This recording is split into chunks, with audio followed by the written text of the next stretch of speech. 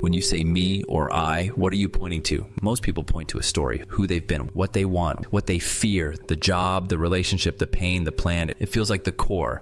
But notice when that story exists, it exists only ever as now. The I story is a pattern inside this moment. And here's where the deeper mistake comes in. In the materialist paradigm, we're told what you are is basically a dead thing in motion. A body, a brain, matter, and space. Absolute relativity flips that. Material objects are not dead things that somehow produce life from nowhere. What things are comes from relationship, from how different lives, different experiences of time relate and cohere.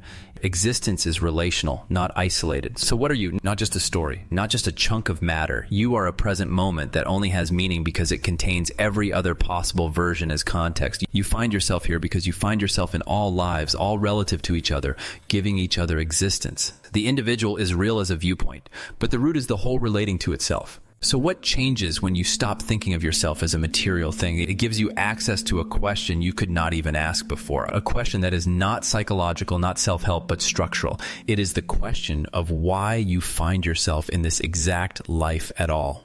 In the materialist frame, that question has nowhere to land. If you are just the body and the personal life you are living, then why this life is like asking why a rock is this rock. It just is. Objects exist without meaning, and you are treated as one more object. So the deepest question gets quietly canceled before you can even form it. But in absolute relativity, you are not identical to the individual life. The individual life is where you find yourself, what is happening within the moment. What you are is the quality of the moment itself, the infinite aspect of reality, becoming an I through relationship.